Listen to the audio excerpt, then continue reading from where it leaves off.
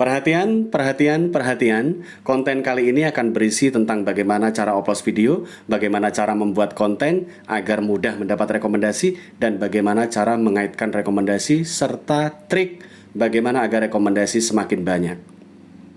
Masih sepi juga channelnya? Masih mengalami channel sepi? Jangan khawatir, saya temani. Channel saya juga sepi kok.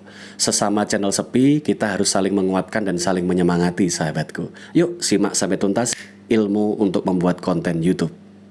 Apa kabar, sahabatku semuanya? Assalamualaikum warahmatullahi wabarakatuh. Selamat datang di channel Esa Santuy, sahabatku. Siapa yang channelnya sedang sepi? Sepi penonton? Ayo saya temani. Channel saya juga sepi penonton, sahabatku, ya. Tenang aja, sesama channel sepi saling menemani, saling menguatkan, ya, dan saling menyemangati. Karena begini, sahabatku, ada hal penting yang harus kita lakukan saat ini di tahun 2023 ini untuk konten kreator YouTube, terutama YouTuber pemula. Apa sih yang perlu kita lakukan saat ini? Nih, simak nih. Yang perlu kita lakukan saat ini adalah melakukan 3 hal penting. Yang pertama, lakukan pengamatan, sahabatku. Lakukan pengamatan pada channel-channel besar.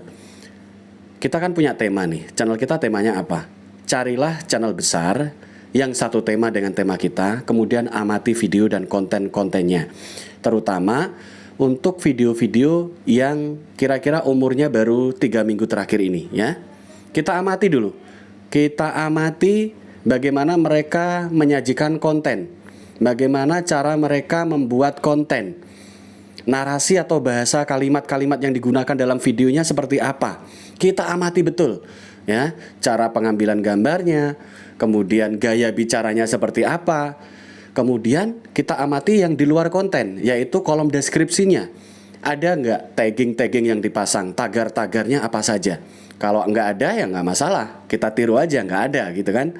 Tapi kalau ada tagar-tagarnya kita pelajari tagarnya apa saja tulisannya. Kemudian kalimat di kolom deskripsi itu apa saja tulisannya. Panjangkah kalimatnya atau sekedar menjelaskan sekilas tentang isi video. Kemudian kita tonton juga transkripnya. Pada saat kita memutar, kita menonton video dari channel besar yang satu tema, kita tonton juga transkrip. Kemudian kita mencoba menyimak kolom transkripnya. Karena kata-kata yang diucapkan dalam video diterjemahkan dalam wujud tulisan di kolom transkrip. Letak kolom transkrip ini ada di bawah kolom deskripsi, ya. Ada yang belum tahu kolom deskripsi, sahabatku? Di bawah video itu kolom deskripsi, ya. Di situ biasanya diletakkan kata kunci. Ya.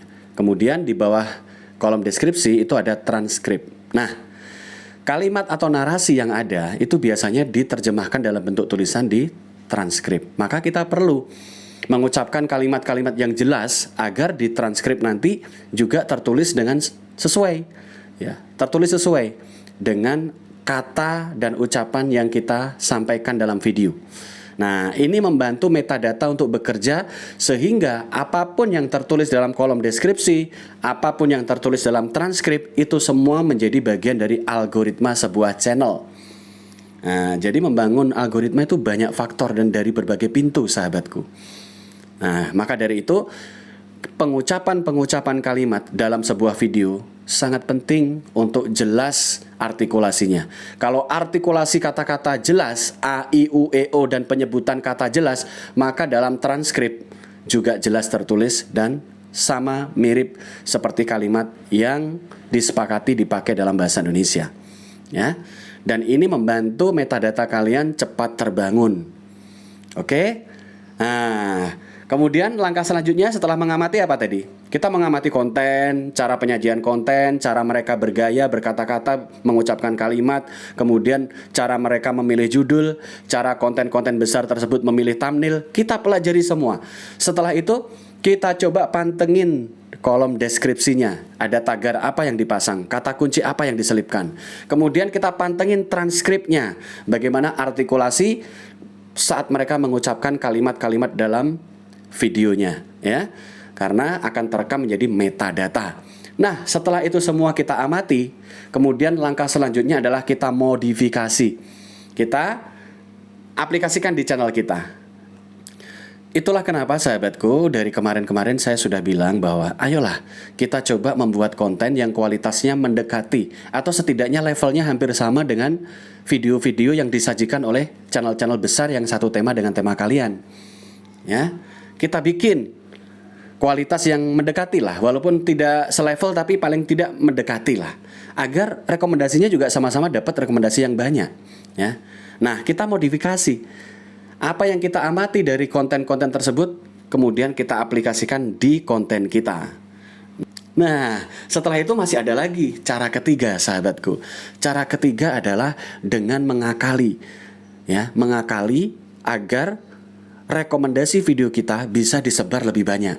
Bang, kok main akal-akalan? Apakah diperbolehkan oleh YouTube? Boleh. Kalau upload video boleh sahabatku, maka gunakan kesempatan dan peluang ini untuk upload video agar thumbnail dan judul video kita disebar ke banyak HP masyarakat umum. Kan lumayan untuk menambah rekomendasi kan? Cara mengakalinya bagaimana? Cara mengakali yang pertama adalah lakukan saling kunjungan untuk menghidupkan traffic di kolom komentar sahabatku. Saling kunjungan dengan para YouTuber pemula, ya, meramaikan kolom komentar video-video sesama pemula. Kerjasama dong, ya, agar sama-sama maju. Jadi memancing traffic atau interaksi di kolom komentar. Nah, kemudian selanjutnya yang tidak kalah penting adalah lakukan upload video. Ini untuk menyebarkan agar thumbnail kita, video kita disebar ke beranda YouTube masyarakat lebih banyak lagi. Upload video. Untuk yang belum monet gunakan 13131. Ya, sudah saya jelaskan kemarin, ya.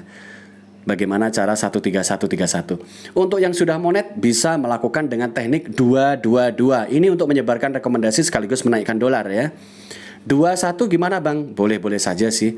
Tapi kalau video masih sepi ya gunakan 222. Dua video dari channel besar setema, ya, video-video terbaru mereka, kemudian dua video kita yang berbeda-beda diputar, kemudian ditutup dengan dua video dari channel besar yang satu tema dengan tema kita. Begitu ya, 222. Lakukan kira-kira dengan 7 atau 10 Gmail cadangan atau channel cadangan. Satu jaringan WiFi nggak masalah. Dalam satu HP yang ada akun utamanya gimana bang? Nggak masalah, yang penting pada saat upload kita pindah dulu ke channel cadangan, ya. Kemudian baru melakukan upload video, ya. Itulah cara upload video YouTube.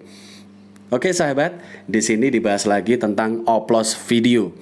Nah, jadi begitu tadi pengamatan-pengamatan yang harus kita lakukan untuk mendapatkan rekomendasi yang sama besar. Coba sekarang kita bayangkan begini. Coba kita bayangkan begini sahabatku. Kalian tentunya pasti pernah membuka video-video dari channel-channel besar yang satu tema dengan tema kalian kan? Sebenarnya kualitas gambar, kualitas video juga nggak jauh-jauh beda kan? Tapi kenapa mereka dapat ratusan ribu penonton? Sedangkan kita upload video yang nonton kadang kurang dari 200 orang. Ini masalahnya di mana? Selain personal branding dan algoritma, letak masalahnya ternyata ada di muatan dan kepadatan konten. Kalau konten kita padat informasi, kalau lelucon ya padat dengan komedi, kalau edukasi juga padat dengan informasi, maka kalau konten kita padat, masyarakat tanpa disuruh akan nonton full durasi karena tertarik dengan isi konten kita yang padat, full, penuh dengan isi. Nah, itulah yang harus kita tiru dari channel-channel besar yang satu tema. Oke sahabatku, jangan pernah khawatir ya. Yang terpenting konsisten dan tetap konsisten. Kalau channel sepi, saya pun mengalami channel sepi. Saat ini channel Esa Santuy juga mengalami sepi. Jadi kalau channelmu sepi, ayo saya temani. Sesama channel sepi harus saling menguatkan dan saling menyemangati. Tetap konsisten, salam untuk keluarga. Billahi taufiq wal hidayah. Wassalamualaikum warahmatullahi wabarakatuh. Tetap konsisten sahabatku.